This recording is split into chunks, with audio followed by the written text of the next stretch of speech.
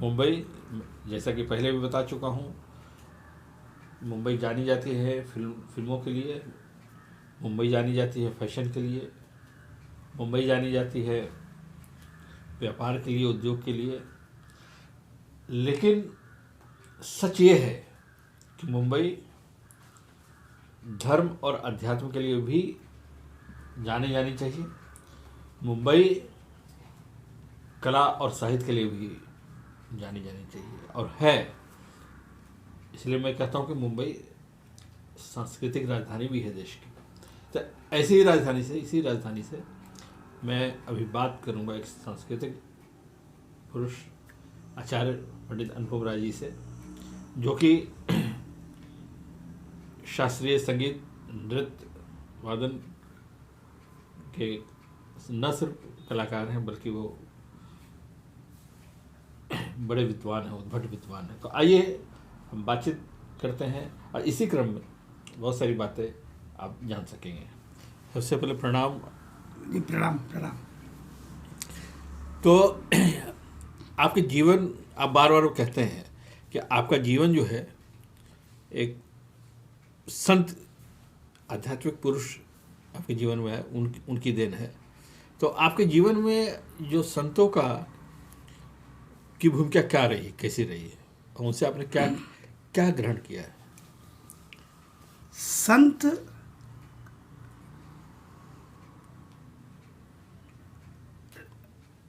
जीवन में यदि मिल जाए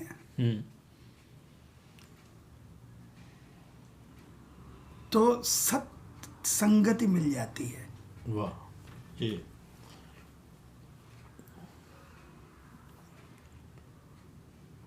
बड़े भाग बिनु मिले ही न संता।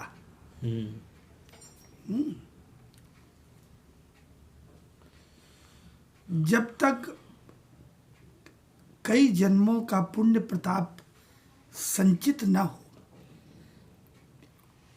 तब तक संतों का सत्संग प्राप्त नहीं हो पाता जी। और मेरा तो जन्म ही संत का प्रसाद है जी। मेरे पूर्व 7 भाई मेरे जीवित नहीं रहे थे। अच्छा। और मेरे जन्म के 18 वर्ष पूर्व से मेरे माताजी पिताजी स्वामी विद्यानंद जी महाराज परमहंस परिव्राजकाचार्य जी, उनके भक्त रहे, शिष्य रहे। तो मेरी माँ, मेरे पिताजी बहुत दुखी रहा करते थे संतान जीवित न रह पाने के कारण। तब स्वामी जी ने देवराहा बाबा, जो इस युग के परम संत योगर्षि माने गए, जी। उनके आशीर्वाद से मेरे स्वामी जी ने पुत्रेष्ठ यज्ञ करवाया। और उसके बाद में मेरा जन्म हुआ और मैं जिंदा रह गया। तो मेरा सौभाग्य ये था कि मेरा नामकरण भी श्री स्वामी जी के मुख से हुआ और देवराहा बाबा के द्वारा हुआ। मुझे मेरे अम्मा पिताजी ले गए तो स्वामी जी ने देवराहा बाबा से कहा, एक अर्धाली है रामचरितमानस की, अनुपम बालक देखौ जाई। स्वामी जी ने देवराहा बाबा जी से कहा कि बाबा अनुपम बालक देखौ जाई। तो देवराहा बाबा ने कहा, इसका नाम अनुपम क्यों नहीं रखते? तो इस प्रकार से नामकरण हुआ। फिर मेरा अन्नप्राशन भी स्वामी जी के शुभस्थों से हुआ और तख्ती पूजन वो भी स्वामी जी ने किया। मुझे सबसे पहले तानपुरा पकड़ाने वाले मेरे स्वामी जी, हारमोनियम उन्होंने पकड़ाया, फिर तबला पकड़ाया मुझे,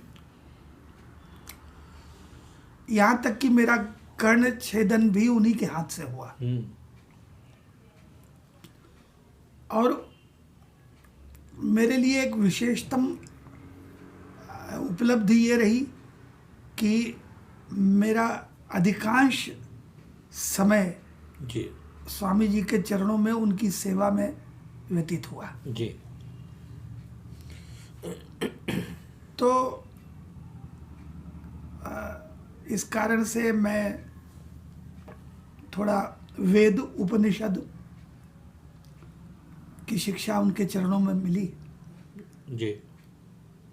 तो ब्रह्मांड का, संसार का और जीवन का आध्यात्मिक वैज्ञानिक तथ्य का थोड़ा प्रकाश मिल गया। आप हमेशा कहते रहे कि आपके जीवन में 3 संतों का जीवन में जी आप संतों के सानिध्य में आए। जी। तो आपने 2 का उल्लेख किया है, तीसरे संत के बारे में बताया। मैं 12 वर्ष का था जी। तो मैं रहने वाला तो प्रयागराज का हूँ, जी। जो पहले प्रयागराज था, फिर महान अकबर ने उसे इलाही आबाद कर दिया था और अब फिर प्रयागराज कर दिया गया है सौभाग्य से। तो मेरा जन्म, पालन पोषण, विद्या अर्जन, विद्यादान, अब तक के जीवन का आधा समय प्रयाग से ही हुआ। तो हमारे प्रयाग में माघ के महीने में गंगा जी के किनारे बड़ा माघ मेला लगता है, जिसमें संसार के बड़े बड़े संत और धर्मानुयायी वे सब आकर के वहाँ कल्पवास करते हैं 1 माह जी। गंगा संगम के तट पर। तो वहीं पर एक सिद्ध योग आश्रम का कैंप लगता था। जी। परम सिद्ध योगी चंद्रमोहन जी महाराज, उनको संगीत सुनने का बड़ा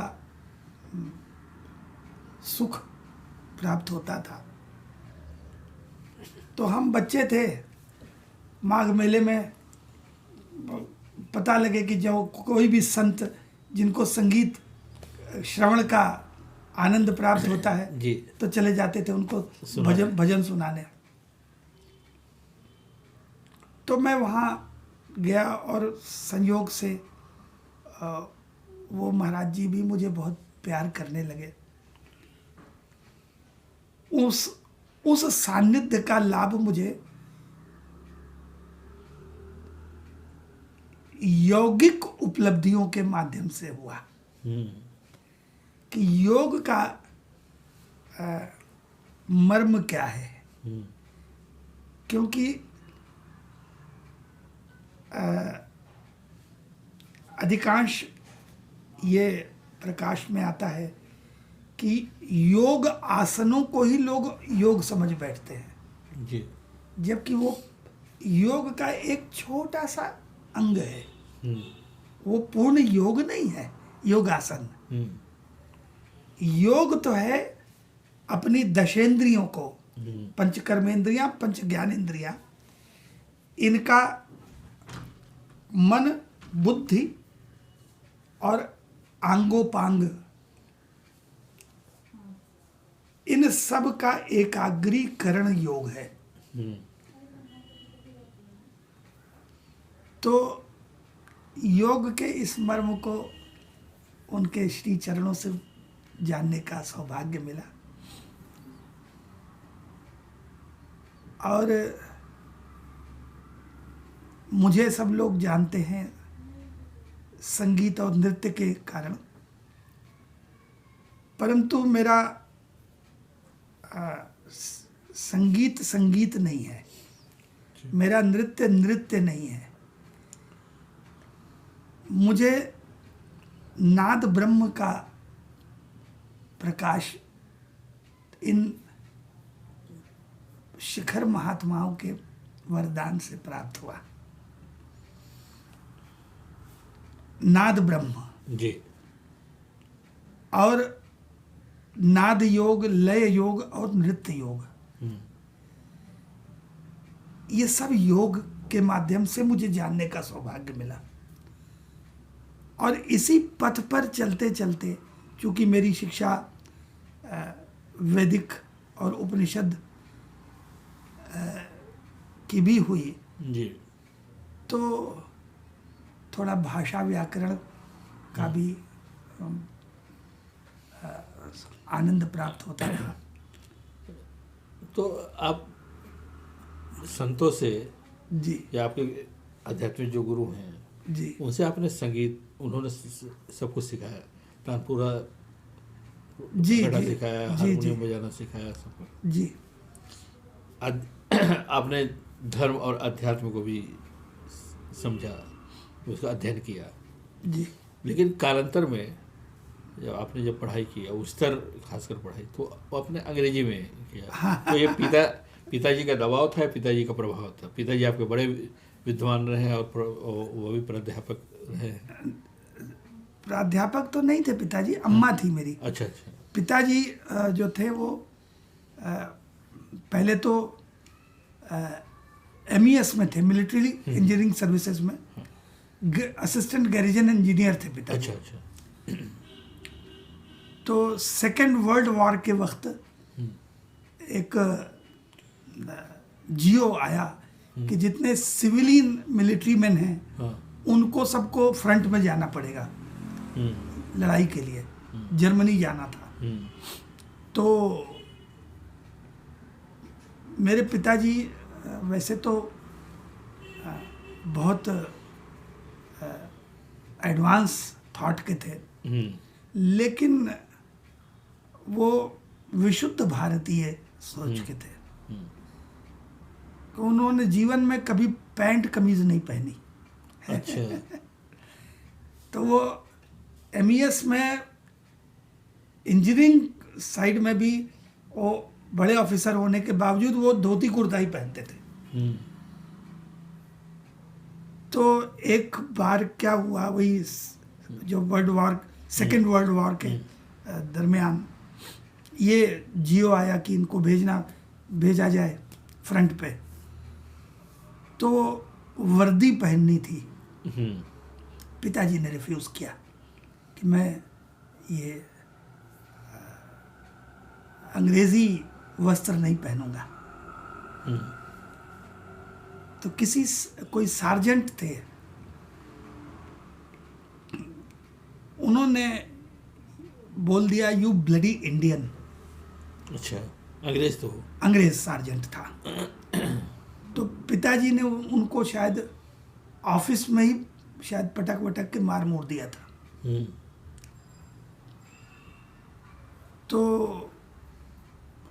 उसके बाद फिर पिताजी का बहुत कुछ जो मिलिट्री अंग्रेज़ों के वक्त में ये उनके ऊपर केस वेस चला और उनको रिज़ाइन करना पड़ा पिताजी को। और उसके बाद फिर वो इलाहाबाद हाई कोर्ट में एडमिनिस्ट्रेटर जनरल ऑफिस में एडमिनिस्ट्रेटर जनरल के पद पे रहे। पर पिताजी हमारे बहुत इंटेलेक्चुअल बहुत थे। उनको अंग्रेज़ी, उर्दू, ये दो भाषाओं पर बड़ा अधिकार था। उनको इलाहाबाद हाई कोर्ट में मोबाइल डिक्शनरी कहा जाता था। आज भी जो पुराने लोग हैं वो जानते हैं ये कि श्री हरचंद्र राय सिन्हा जी मोबाइल डिक्शनरी हुआ करते थे। हाई कोर्ट में आज भी कुछ स्पेसिमेन जो मेरे पिताजी का लिखा हुआ अंग्रेज़ी का है वही आज भी इस्तेमाल होता है। तो और दूसरा ये था कि मेरे पिताजी बहुत सरल, बड़े सहज प्रकृति के थे।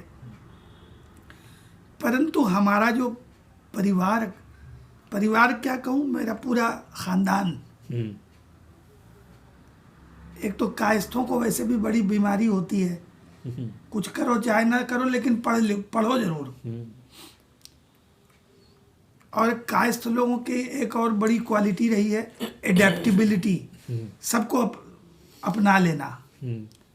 मुगल आए तो उर्दू फारसी के विद्वान हो गई है, मतलब मुगलों को मुसलमानों को उर्दू पढ़ाने जाते थे मेरे बाबा, और जब अंग्रेज आए तो फिर अंग्रेजी के विद्वान भी हो गए। तो मेरे परिवार में ये रहा कि अंग्रेजी अंग्रेजी अंग्रेजी बहुत होती रही। तो जब मैं ग्रेजुएशन मेरा हुआ तो मैंने कहा कि भाई मुझे लगता है कि ये जो मैं पढ़ रहा हूँ इसका मेरे जीवन से कोई लेना देना नहीं होगा, क्योंकि मेरा तो रास्ता तय है और मुझे केवल और केवल नाद ब्रह्म के रास्ते पर जाना है, मुझे ये।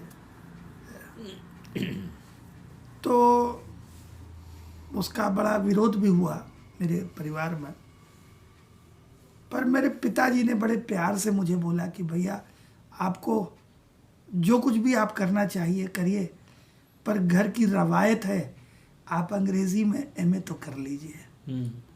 तो उन्होंने इतने प्यार से बोला, वैसे भी मैं अपने पिताजी की किसी भी आज्ञा की अवहेलना नहीं करता था, तो मैं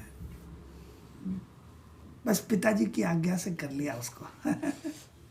तो आपने छोटी उम्र से सीखा संतों के सानिध्य में, अपने गुरु के सानिध्य में, और बहुत छोटी उम्र से मेरे ख्याल से 9 साल की उम्र से सिखाना भी आपने शुरू किया। जी जी जी, मैंने सिखाना क्या शुरू किया वो बस हो गया, तब तो सर ऐसा सोचने का भी हाँ, लेकिन ये है और जो आपके शिष्य मतलब जो सीखते थे आपसे, वो आपसे बड़ी उम्र के थे। मुझसे 16 साल बड़े थे वो। और मेरे शिष्य जो थे अभी गत वर्ष ही उन्होंने मतलब वो अपने शरीर को ब्रह्मलोक में समाहित किया है। वो आगरे में नृत्य के बड़े अच्छे गुरु रहे। तो वो मेरे पास 1968 से आना शुरू किया था उन्होंने सीखना, और बस सीखते रहे लोग। तो सिखाने की सिलसिला जो है वो तो आप लेक्चरर भी हुए बाद में। हाँ, इलाहाबाद यूनिवर्सिटी में मैं भारत की किसी भी यूनिवर्सिटी में सबसे कम उम्र का लेक्चरर था। 21 वर्ष की आयु में जी मैं लेक्चरर था, और ईश्वर की ऐसी कृपा कि मुझे घर से ले जाया गया था। मैंने कोई अप्लाई नहीं किया था। अच्छा। और 3 वर्ष 2 महीना 18 दिन उस रूप में आपने काम किया, वो नौकरी करने का गुनाह किया। तो एनसीजेडसीसी में जो आप हाँ, मैं प्रोग्राम अफसर रहा। उसके बाद थे या पहले थे? नहीं, उसके बाद। उसके बाद हाँ, मैंने 83 में विश्वविद्यालय छोड़ा और 88 में जी मुझे NCZCC north central zone cultural centre में जी मुझे HN श्रीवास्तव जी वहाँ डायरेक्टर हुआ करते थे। तो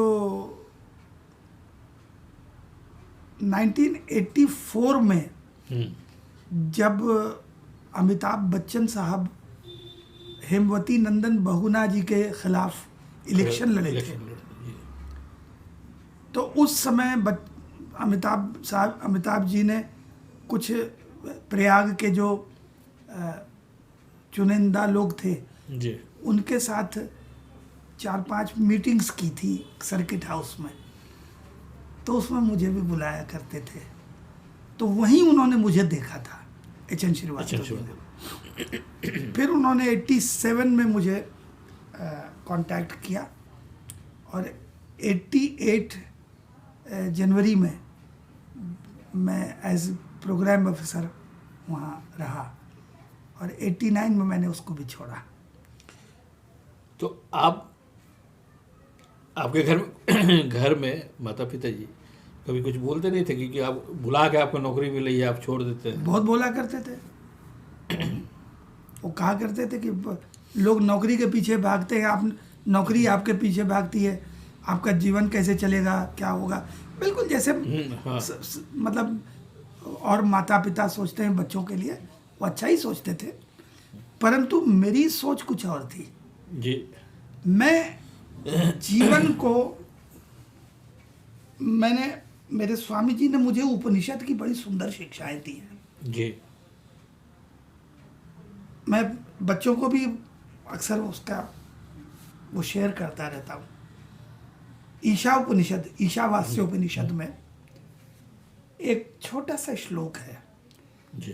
तेन त्यक्तेन भुंजीथा मां गृधा कस्वद्यनम, यानी तेन उनको, उन सबको, त्यक्तेन त्याग पूर्वक, त्याग से, भुंजी था भोग करो।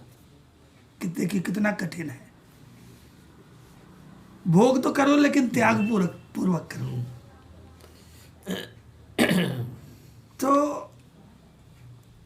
ये शिक्षा मुझे प्राप्त हुई कि भौतिक जगत में जितना कुछ है वो भौतिक उपार्जन के लिए है, आपके आध्यात्मिक उपार्जन के लिए नहीं है।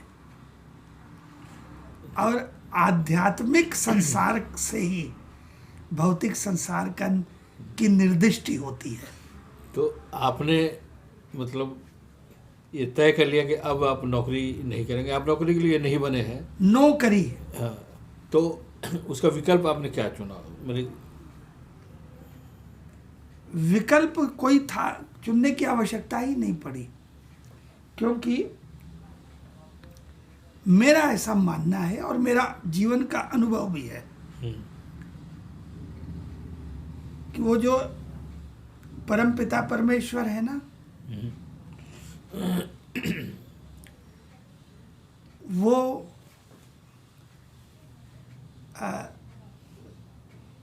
सभी जीवों का ध्यान रखते हैं। जी। हमारे हिस्से में तो केवल इतना आया है कि सृष्टि और संसार और समाज की सेवा करने के लिए हमें जो गुण दे करके पृथ्वी पर भेजा गया है, हम उसे सत्य निष्ठा के साथ करते रहें। बाकी ये जो लोग सोचते हैं आमतौर पे पैसे नहीं आएंगे तो हम कमाएंगे तो खाएंगे क्या, वो परम पिता ना कभी किसी को भूखा नहीं सुलाते। और यदि उन पर पूरा विश्वास और श्रद्धा हो तो आपको कभी किसी चीज की कमी भी नहीं होने देते। हाँ, मनुष्य यदि उच्चाकांक्षी हो जाए कि जिन वस्तुओं की हमें आवश्यकता नहीं भी है उनके पीछे भागने लगे तो वो नहीं मिलेगी, और उन्हें वो तो वैसे भी नहीं मिलती हैं। उनको लेने के लिए तो झूठ फरेब सब कुछ करता है मनुष्य, जिसे वो कर्म कहता है। वो कर्म नहीं है, कर्म तो केवल वही है जो प्रभु ने हमें कर्म करने के लिए भेजा है। हमारे यहाँ प्राचीन परंपरा हमारे यहाँ की थी, गुरु शिष्य परंपरा जी। तो आपने इस आधुनिक युग में भी उसको अपनाया और अपने शिष्यों को इस परंपरा के अनुसार शिक्षा दी जी। उनको। तो आप इसके लिए चयन करते थे या जो आते थे उनको आप सिखाते थे? देखिए ऐसा है, ये बड़ी सुंदर एक बात है जी। मैं अक्सर, ये मेरा अनुभव है और मैं कहता भी हूँ कि relations are all about algebra जैसे बीजगणित होता है ना कि प्लस और प्लस यानी दो सकारात्मक लोग मिलेंगे तो उनके संबंधों का परिणाम सकारात्मक होगा। जी। Plus plus plus, minus minus भी प्लस होता है। दो बदमाश मिलेंगे झूठे फरेबी तो भी उनका संबंध प्लस में होगा। और प्लस और माइनस का रिजल्ट हमेशा माइनस में आता है। जी। तो मुझे कभी इसकी आवश्यकता ही नहीं पड़ी कि मैं किसी को ना कहूं। मुझे ये बहुत बचपन में समझ में आ गया था कि जिसके साथ मेरी भाव तरंगे नहीं मिलेंगी वो अपने आप ही कुछ दिन में यहाँ से चला जाएगा। तो मैं किसी को क्यों आहत करूं। मैंने कभी किसी को ना नहीं कहा। आयो आओ। आपको जी आपकी पढ़ाई शुरू हुई संत क्लास से, जी संगीत की शिक्षा संत क्लास से, जी। लेकिन ये सीखने की आपकी एक भूख जो है वो यायावर एक तरह से आपको बना दिया। जहाँ आपको लगता था कहीं इसे शिक्षा कहीं से कुछ सीखने को मिल सकता है वहाँ आप भागते थे। मैं आज भी सीखता हूँ। नहीं तो ये जो आपके अपन यायावरी कही या वो तड़प जो थी आपकी, वो तड़प कहीं भी पता चला वहाँ जाते थे और बहुत कष्ट माने उससे कष्टकर भी यात्रा होती थी। आप बहुत सारी ऐसी चीज़ें होती थी जो आप नहीं करना चाहते थे वो करना पड़ा आपको। तो ये जो है ये तड़प जो है ये कैसे है? क्योंकि आपके ऊपर तो इतना आशीर्वाद था, संतों का आशीर्वाद। ऐसा है जैसे श्री रामचंद्र जी ने जी लक्ष्मण जी को कहा कि जाओ मरणासन्न दशानन जी से नीति की शिक्षा लेकर के आओ। जी। और लक्ष्मण जी गए और उनके सिरहाने खड़े हो गए। जी। तो दशानंद जी ने उनको कहा कि तुम शिक्षा ग्रहण करने के अधिकारी नहीं हो। लक्ष्मण जी गए तो राम जी ने से उन्होंने कहा ये तो अभी भी अहंकारी है। तब राम जी मुस्कुराए और लक्ष्मण जी को अपने साथ ले गए और दशानन के चरणों के पास खड़े होकर बोले मुझे नीति की शिक्षा दीजिए। तब रावण जी ने उनको हाथ जोड़ा, कहा प्रभु आपको कोई क्या शिक्षा देगा। ये एक छोटी सी बात है जिसने मेरे जीवन में बहुत प्रभाव डाला कि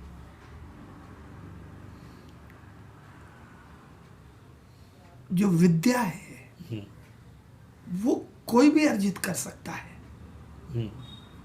उसके लिए महात्मा होना या दुरात्मा होना आवश्यक नहीं है। जी। और इसी पथ पर चिंतन करते करते मुझे एक छोटा सा अनुभव हुआ। वो है ज्ञान के 3 चरण। जी। जिनको वो ज्ञान नहीं है, लोग ऐसा समझते हैं। गुण, पहला है गुण। गुण ईश्वर प्रदत्त होता है, जन्मजात होता है किसी को भी। और विद्या वो है जो हम बाह्य संसार से अर्जित करते हैं, शिक्षक से, गुरु से। लेकिन वो ज्ञान में तब परिवर्तित होता है सब जब हम अपनी प्रज्ञा को जागृत करते हैं। क्योंकि ज्ञान कहीं बाहर नहीं है, ज्ञान हमारे अंतस में स्थित है। और उसको जागृत करने के लिए हमें बहिर्मुखी स्वभाव से अपने को अंतर्मुखी स्वभाव की ओर लाना होगा। तो विद्या और शिक्षा कहीं से भी मिल सकती है। उसके लिए कोई आवश्यक नहीं है कि सामने वाला कौन है। दूसरी एक और बात, आपने बड़ी सुंदर बात कही कि ये इस यात्रा में कभी कभी कष्ट भी होते हैं, परंतु यदि लक्ष्य विद्यार्जन का है तो फिर वो कष्ट प्रतीत अवश्य होता है, लेकिन वो एक प्रकार का आनंद ही होता है, क्योंकि वहाँ उसके पीछे एक संतोष छिपा होता है कि हमको ये प्राप्त हो जाए। तो मैं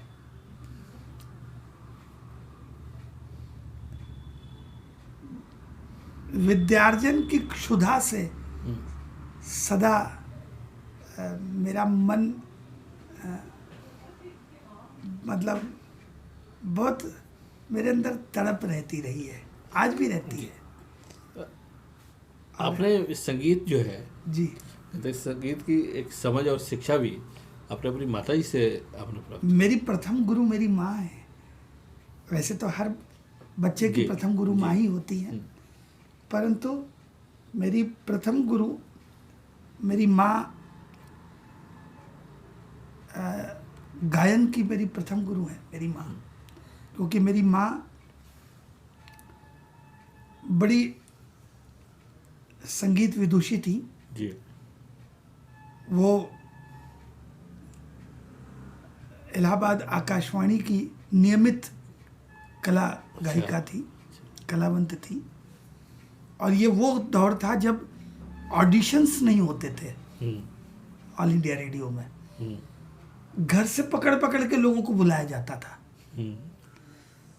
तो मेरी माँ उस दौर की कलाकार रही हैं आकाशवाणी से, और मेरी माँ एक ऐसी, या ये कहें इकलौती ऐसी गायिका थी जो आकाशवाणी से ध्रुपद धमार भी गाती थी, ख्याल भी गाती थी, और ठुमरी दादरा भी गाती थी, और भजन गीत भी गाती थी। मतलब चारों पट मेरी माँ गाती थी वो आकाशवाणी से। वो एकलौती गायिका थी इलाहाबाद आकाशवाणी की, तो वो मेरी गुरु रही। इस बात को यहाँ विराम देंगे जी, इसको हम जारी रखेंगे और इसको धारावाहिक चलाएंगे। तो अभी मैं बातचीत कर रहा था आचार्य पंडित अनुपम राय जी से। बातों का सिलसिला जारी रहेगा और धारावाहिक क्रम में हम आपके समक्ष इस बातचीत को, इस वार्ता को आपके सामने पेश करते रहेंगे, प्रस्तुत करते रहेंगे। आज अभी इसी जगह पे हम विराम लेते हैं, लेकिन बातचीत जारी रहेगी। प्रणाम। प्रणाम।